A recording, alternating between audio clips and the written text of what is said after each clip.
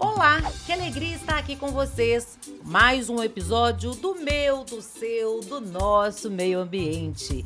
Meu ambiente está fazendo um sucesso e eu quero agradecer você, internauta, seguidor, que compartilha informações tão relevantes sobre a proteção do meio ambiente.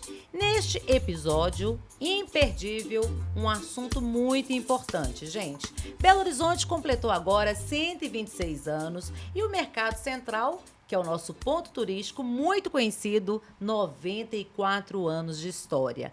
Por lá, pelo Mercado Central, muitos e muitos belo-horizontinos que vão em busca de gastronomia, produtos, mas mais que isso também nós temos lá a comercialização de animais, domésticos e silvestres também.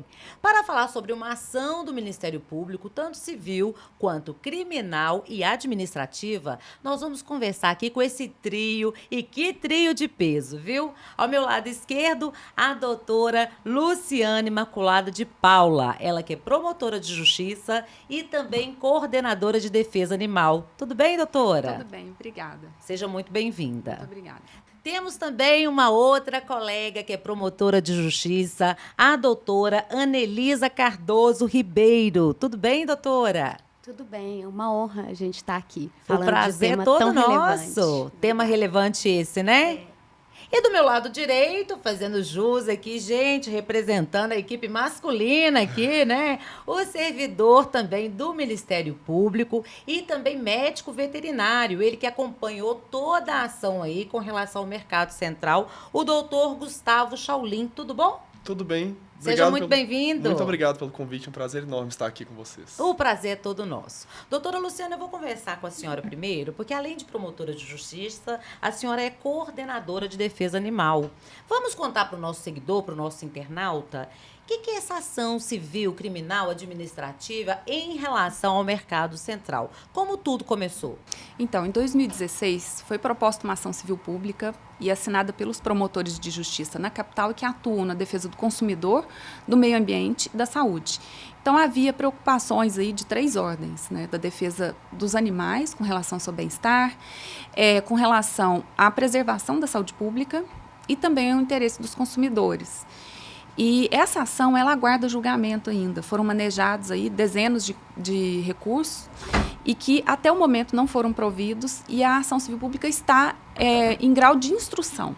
Ainda não foi finalizada a instrução. E, no entanto, nós temos recebido representações da sociedade civil que relatam a percepção de que os animais estão ali em sofrimento. Tanto ativistas da causa animal quanto cidadãos turistas que visitam o Mercado Central. E, com base nessas representações, foi instaurado um procedimento investigatório criminal no âmbito da Promotoria da Capital de Defesa do Meio Ambiente, com o enfoque de verificar se, de fato, o nível de bem-estar dos animais é baixo e compatível com uma situação de maus tratos. E, para verificar essa situação, a Coordenadoria, em apoio à Promotoria de Justiça, organizou uma operação, uma fiscalização de rotina em conjunto com a SEMAD, com o Instituto Estadual de Florestas, a Polícia Militar de Meio Ambiente e a Polícia Civil, também contando com o apoio do Conselho Regional de Medicina Veterinária.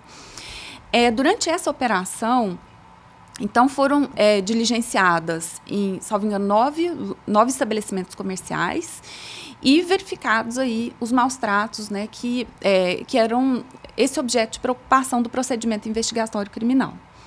E a repercussão, então, dessa verificação, ela ocorre tanto no âmbito criminal quanto no âmbito administrativo, uma vez que a Secretaria Estadual de Meio Ambiente participou através dos seus agentes.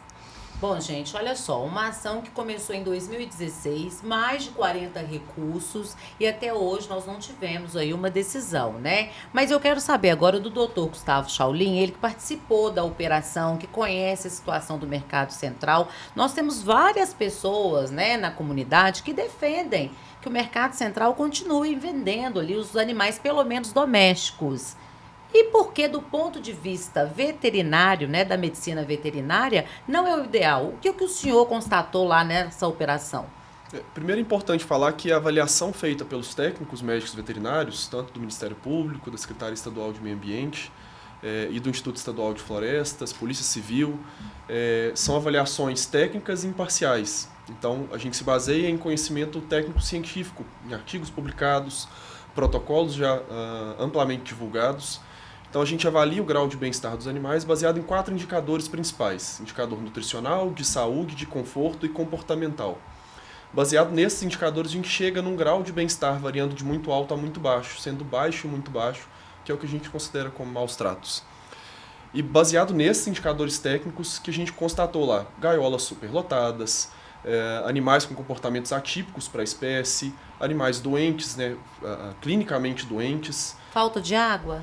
Falta de água, animais, aves semiaquáticas, né, patos, marrecos, gansos, que não tinham água. Então, a espécie, né, a semiaquática, então ela precisa de água para banho, para limpeza, para exibir comportamentos naturais daquelas espécies, e que em nenhum dos casos, nenhuma das lojas vistoriadas, a gente encontrou isso. Então, é uma situação muito grave para essas espécies, né, desse exemplo.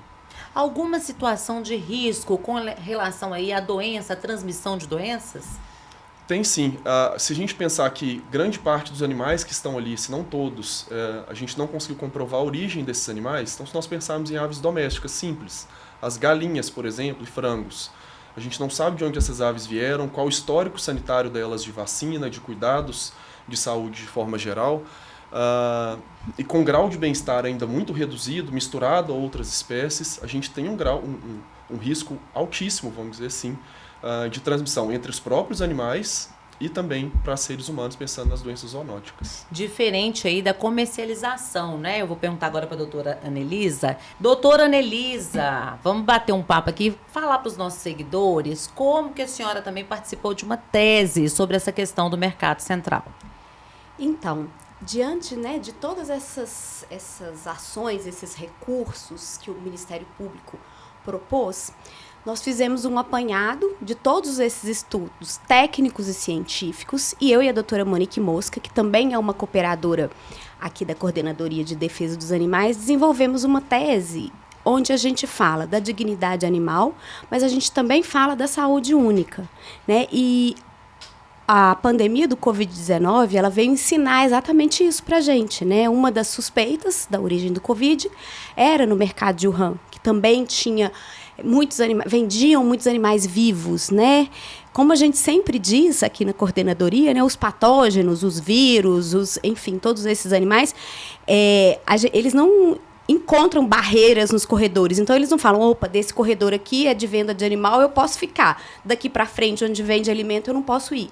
Eles circulam livremente. Então, é um risco sanitário manter esses animais nas condições ditas pelo Gustavo, para a nossa saúde também, para a saúde humana, porque, como bem disse a doutora Luciana, o mercado central é frequentado por cidadãos, por turistas, a gente tem gente de todo lugar, né, do país e do mundo. E esses animais, estando muito próximos uns dos outros, a gente tem, muitas vezes, predador e o animal predado perto, então eles ficam estressados, com medo. Então, isso diminui a imunidade deles e facilita essa circulação, né, de doenças entre eles.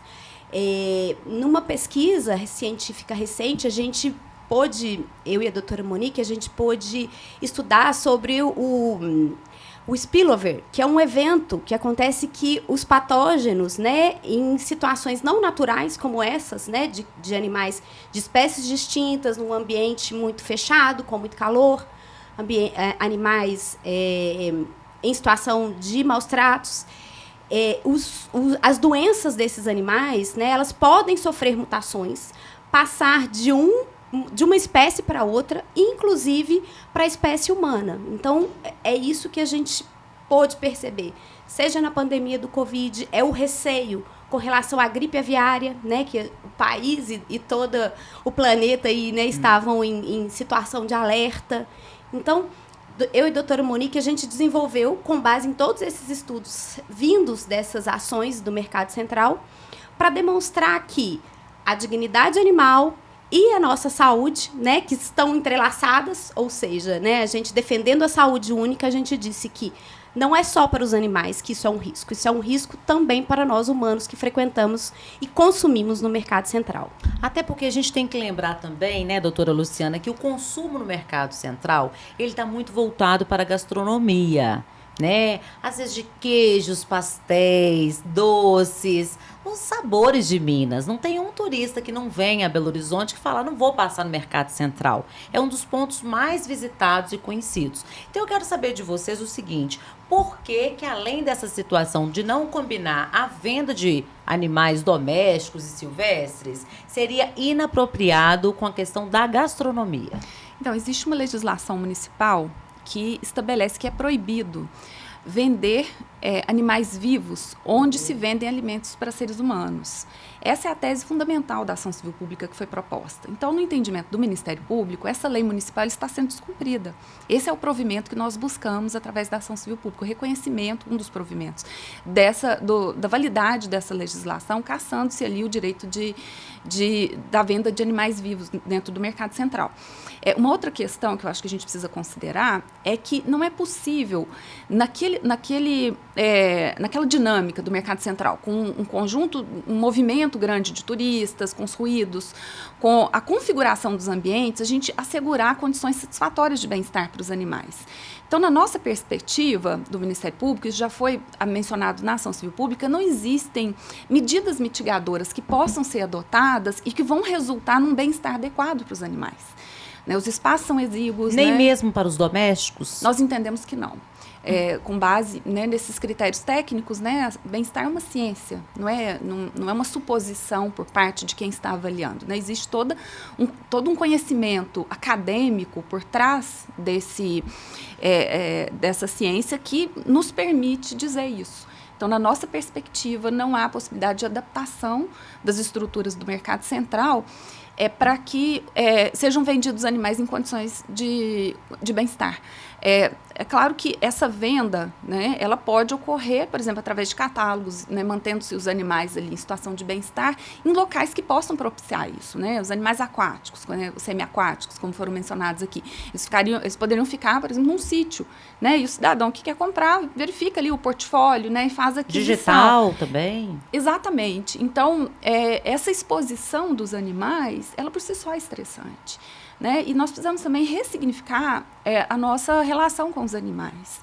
Dessa objetificação, essa reificação do animal, ela, de uma certa maneira, ela nos leva também a uma posição de dominador e dominado. Né? Através da teoria do link, nós entendemos, né, que a insensibilidade com relação ao sofrimento do outro, e esse outro pode ser um animal não humano, né, porque ele é um ser dotado de consciência e capaz de perceber os mesmos sentimentos que nós temos de dor, de sofrimento.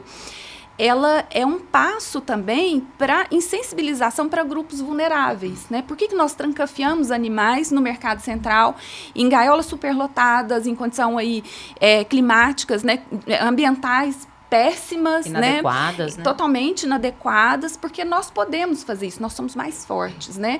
E seria, assim, uma leviandade da nossa parte imaginar que essa relação de poder, de insensibilidade, ela fica restrita a esses espaços, né? E assim, muitas vezes a gente vê as pessoas levando crianças para visitar os animais no mercado central e na minha perspectiva, isso é uma forma de deseducação até, porque ali é uma forma de demonstração de poder e insensibilidade com relação ao destino das outras espécies vulneráveis. Né?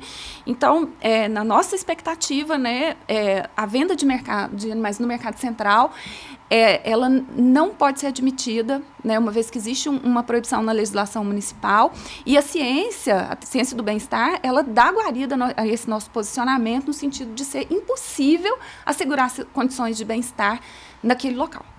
De um lado, o respaldo judicial, legislativo, né, de leis que amparam aí o bem-estar dos animais e das pessoas também, o equilíbrio na convivência. Do outro lado, nós temos também a questão do consumidor, que vai e compra um animal como se fosse o produto. E do lado de cá, a questão também da ciência, né, da medicina veterinária. Como fazer, o doutor Gustavo, de que todos esses fatores possam conviver de uma forma equilibrada? A saída seria esse catálogo digital mesmo proposto pela defesa animal, como disse a doutora Luciana? Patrícia, posso te interromper? Pode. Só pegar o link aqui. Pode, fica à vontade. Luciana, né, quando ela diz isso, né, que as pessoas vão e as pessoas levam os seus filhos, e a gente às vezes escuta, mas isso já faz parte da cultura do mercado. Já tem 80 anos, 89. E eu acho importante trazer aqui as palavras da ministra Carmen Lúcia, quando ela julgou a ADI, né, que é a ação declaratória de inconstitucionalidade da lei do Ceará, que pretendia tornar a vaquejada patrimônio cultural. Né? Então, o Supremo rechaçou essa tese e a ministra Carmen Lúcia disse para nós, cultura também se muda. Então, eu acho que a gente tem que passar a enxergar, como disse a doutora Luciana, né, os animais e o mercado central com um novo olhar. Diferenciado, né? Exato. E por falar na ministra Carmen Lúcia, ela que é uma grande frequentadora do mercado central. Diversas vezes eu encontrei a ministra lá, né? Bom, mas eu quero saber isso do doutor Gustavo, como nós podemos aí fazer, porque realmente a gente tem várias denúncias de pessoas que compram um cachorro, um animal, e daí 2, 3 dias acontece de morrer, né? De ter algum problema. Isso é por conta das condições que esses animais são ofertados, doutor? Muito provavelmente. Como eu disse, a gente tem questões... a falta de controle sanitário ela é muito importante ali nos animais que estão no mercado central, das diferentes espécies. Estão de cães e gatos até as aves domésticas e exóticas, por exemplo. Então, se a gente pensar, além desse fator do consumidor, a gente tem um outro problema, que é se essas doenças, por exemplo, que hoje a gente encontrou nos exóticos e silvestres lá no mercado central, que elas podem se espalhar para os silvestres nativos brasileiros, que hoje se encontram, né, livres no nosso país. Então, a gente pode ter surtos e uma mortandade altíssima, por exemplo, de animais, exatamente por esse tipo de comércio e por esse tipo de atividade, como a gente encontrou no mercado central. Nesta operação feita dentro do mercado central, vocês têm números, vocês trazem números assim de quantos animais são comercializados, vendidos assim por dia, por mês? Eu, pelo menos, não tenho esses dados. Assim. Os dados que nós temos, e eu acho que o Gustavo pode apresentá-los, é do número de animais que foram apreendidos, né, em razão de maus tratos ou de falta de documentação da origem.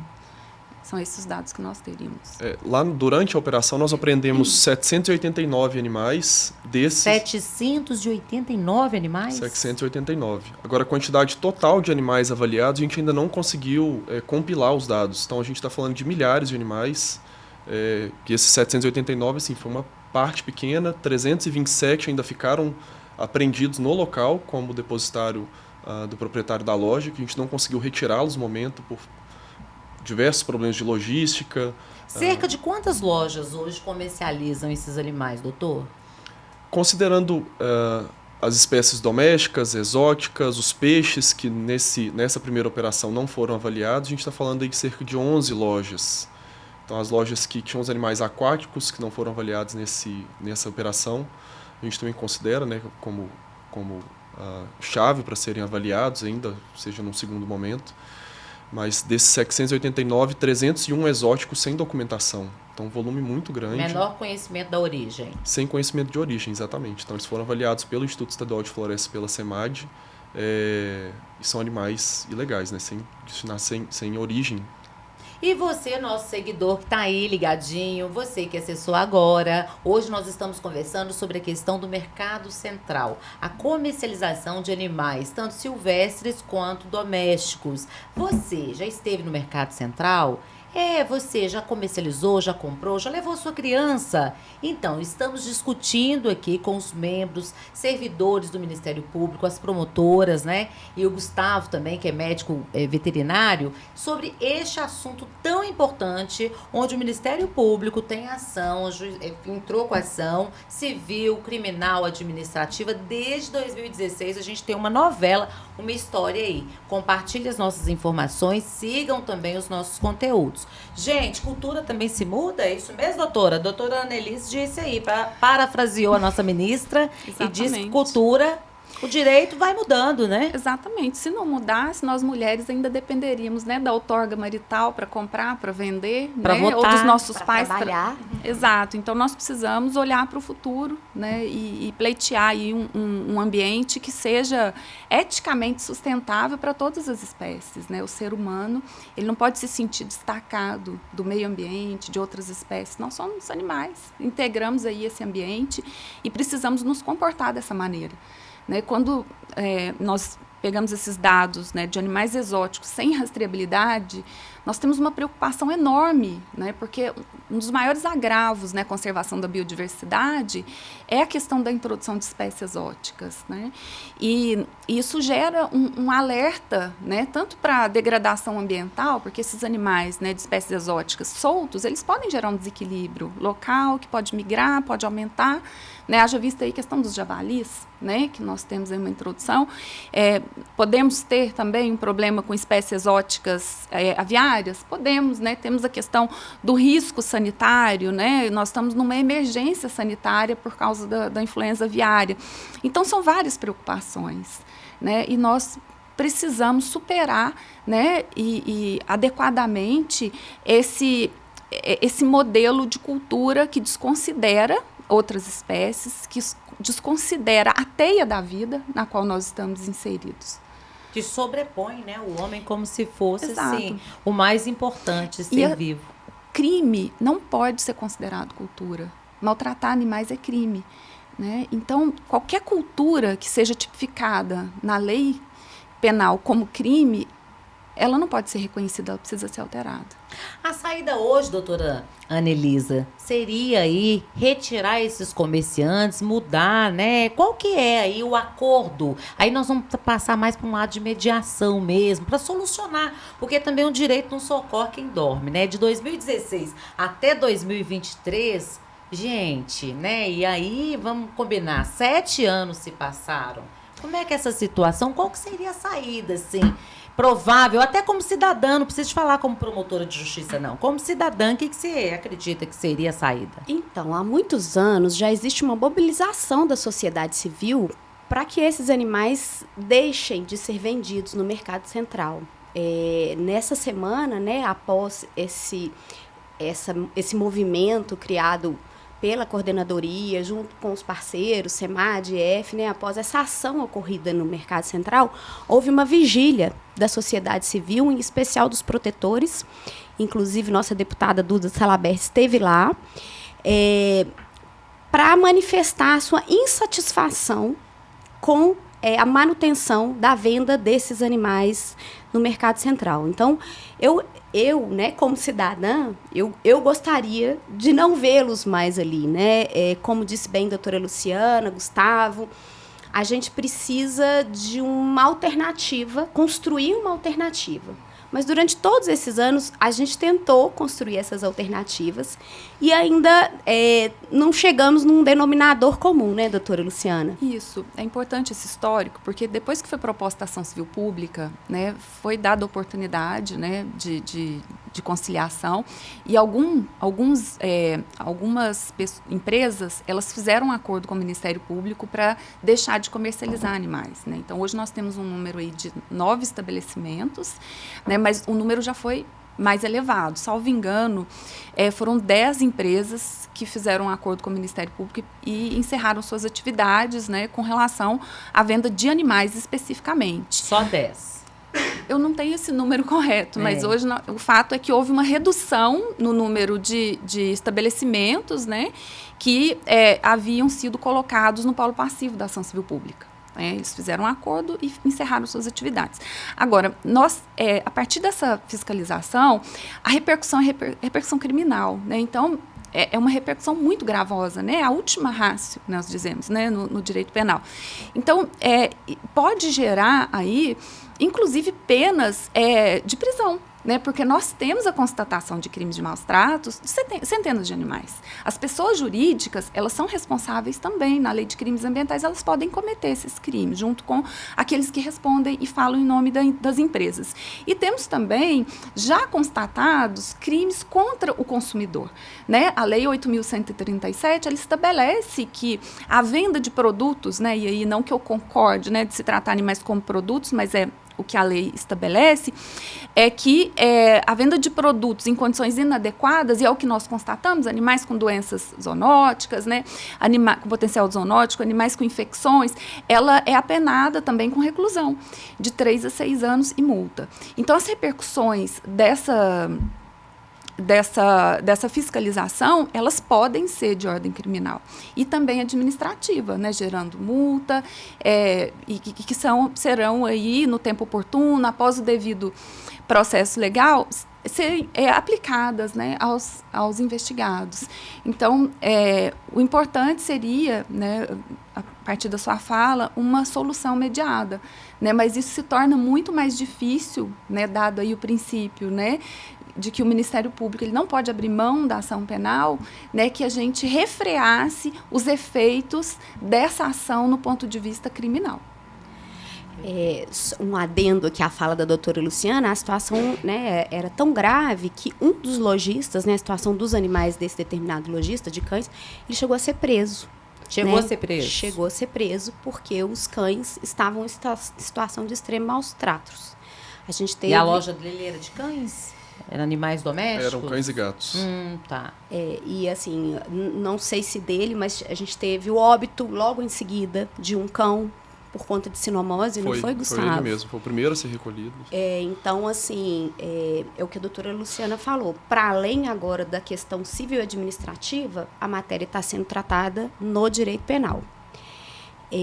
Só complementando a minha fala com relação à nossa tese, né, que a gente fez a várias mãos aqui na coordenadoria, a importância dessa questão relacionada ao bem-estar animal e à saúde única, ou seja, dos seres humanos e dos animais, né, como entrelaçadas, e também do meio ambiente, essa tese foi defendida no Congresso Nacional do Ministério Público, que aconteceu em Salvador, em novembro desse ano, e ela foi, assim, dada a relevância do tema, ela foi aprovada pelos colegas que estavam ali nesse congresso e será publicada, né, nos anais desse congresso. Que maravilha, né? É realmente uma tese que merece essa publicação, até que possa aí servir de exemplos, né, para outros estados também. E essas teses vêm acompanhando, né, doutora Annelise, doutora Luciana, o avanço da ciência, né? Então, a gente foi avançando muito na ciência do bem-estar, como disse a doutora Luciana, a ponto de hoje a gente já ter identificação, por exemplo, de sentimentos, principalmente de dor,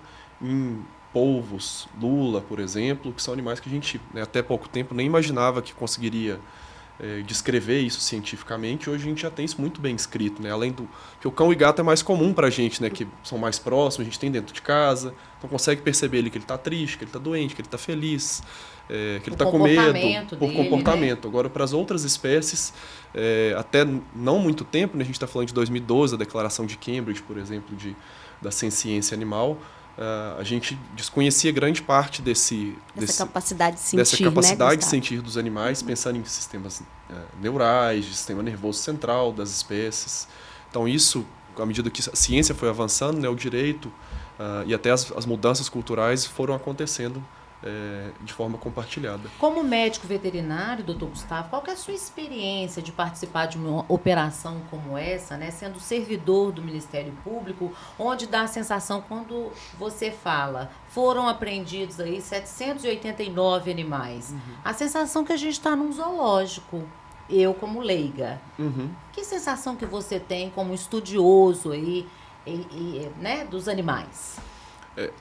A comparação com o zoológico ela pode ser compatível se a gente pensar no volume de animais, mas talvez incompatível se a gente considerar a questão do bem-estar animal. No zoológico, a gente talvez tenha um grau de bem-estar um pouco melhor do que dos animais que nós encontramos lá durante a fiscalização no mercado central.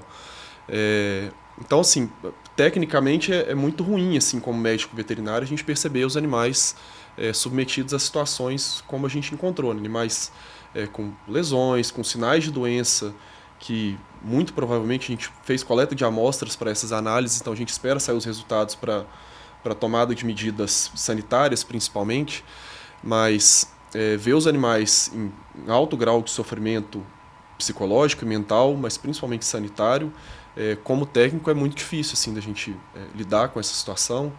Foram dias, né, doutora Luciana, planejando a operação, a fiscalização, pensando em todas as variáveis possíveis, espécies diferentes que a gente poderia encontrar, estudando também as espécies diferentes que nós imaginávamos encontrar lá, comportamento natural de cada espécie, demanda de cada espécie nutricional, de saúde, de conforto. Então é um tempo longo, assim, né, pré-operação, pré-fiscalização e pós-fiscalização também, de conseguir manter esses animais no melhor grau de bem-estar possível. Eu acho que a sensação é de para o mundo que eu quero descer. Eu fico imaginando se essas mais de 700 animais, se essas espécies falassem. Que coro que seria aquilo ali? Seria de socorro, provavelmente? Mas Grito assim, de socorro? eles não falam como nós, mas eles expressam, né? Choram. Eles Sentem comunicam como nós, conosco. é. E assim, eu quero registrar aqui, né, que a gente teve um apoio massivo, né, da comunidade acadêmica, né, da UFMG, da UNA, da UniBH, do Unifor, em Formiga. Faculdade Arnaldo, Faculdade Arnaldo. Fundação Ezequiel Dias. Isso, que receberam os CRMV, animais, né, que receberam os animais, depois deram os cuidados, e o retorno que a gente tem, assim, é muito gratificante, né, de ver, não em palavras, né, mas em comportamentos que os animais estão bem, que eles estão felizes, né, podem exercer os seus comportamentos naturais, né, os patos ali conseguindo nadar. Então, de uma forma muito respeitosa, né, sendo tratados, nós observamos, assim, que existe uma forma, né, adequada de se tratar esses animais. E que é esse mundo que a gente precisa procurar vivenciar. Eu tenho uma dica, diante de tudo que o Gustavo falou, do filme Professor Polvo. Eu acho que é uma lição, né, de capacidade cognitiva que esses animais podem e nos ensinam diariamente. Olha, gente, nós estamos chegando aqui ao final do nosso podcast. Então, eu quero convidar você, que é o nosso seguidor internauta, a se inscrever no nosso canal, né? O Kaoma tem feito aqui um trabalho maravilhoso na pessoa do Dr. Carlos Ferreira Pinto, promotor de justiça, que é o coordenador, e trazendo conteúdos para vocês, porque às vezes fica assim, como que funciona, como que acontece, o trabalho do promotor, como que é feito do promotor de justiça. Nossa, mas existe servidor que é médico veterinário dentro do Ministério Público? Existe, gente, porque o Ministério Público é um órgão que está aqui do povo para nos defender, fiscalizar, né? Então é muito importante essa educação, essa consciência também sua que está aí do outro lado da tela. De antemão, eu quero agradecer muito. Vocês querem deixar aí as considerações finais? Então, dizer que existe assim, um esforço, né, nesse caso do Mercado Central, que o Ministério Público tem agido, né, dentro das suas atribuições, né, e no cumprimento da lei, para que haja a redução dessas ações, dessas condutas que resultem, né, em desrespeito ao meio ambiente, aos animais e às pessoas. Perfeito. E complementando o que a doutora Luciana falou, o Ministério Público age amparado, né, por anseios da sociedade civil. Né? A gente atua porque a gente instado a atuar, a gente tem essa legitimidade. Né, provocado mesmo, exatamente. Né? Então, assim, a sociedade civil também não está satisfeita com essa situação, seja dos animais do Mercado Central, seja dos maus tratos, né, de todos os tipos de animais em todo tipo de evento, como vaquejada, rodeio, enfim. Então, cultura também se muda. Claro. E colocar a coordenadoria à disposição de todos, né, que estão nos assistindo agora, assim como o caso do Mercado Central, né, que partiu de demanda popular, que segue com a demanda popular muito grande. Então, a coordenadoria também segue à disposição para receber essa demanda, para analisar, para trabalhar junto dentro da nossa capacidade, né, da nossa competência. E quero colocar aqui também toda a produção, né, do Meu Ambiente, que é o podcast voltado aí para o fortalecimento, conscientização do meio ambiente, à disposição também dos administradores do Mercado Central, que podem ter voz aqui. Se achar que devem vir conversar, a nossa produção também está à disposição para escutar o lado de vocês, tá certo? De antemão, eu quero agradecer muito a doutora Luciana Imaculada de Paula, ela que é coordenadora de defesa animal e promotora de justiça. Muito obrigada, doutora. Eu que agradeço. Muito obrigada. Volte sempre, viu? Volte mais vezes aqui. Obrigada. A doutora Anelisa Cardoso Ribeiro, ela que também é promotora de justiça aqui do Ministério Público. Muito obrigada. A honra é nossa, Patrícia. E mais uma vez ao doutor Gustavo Shaolin, gente. Ele que é médico veterinário e servidor também aqui do Ministério Público. Muito obrigada. Obrigado, Patrícia. Obrigado pelo convite. Obrigada a você, querido seguidor internauta. Muito obrigada pela sua participação. Escreva aqui também nos comentários. Você é a favor, é contra? O que você achou desse bate-papo? Compartilhe os nossos conteúdos. Escolha aí a sua plataforma digital favorita. Eu, Patrícia Diogo, vou ficando por aqui. E agradeço muito a atenção de vocês. Até mais.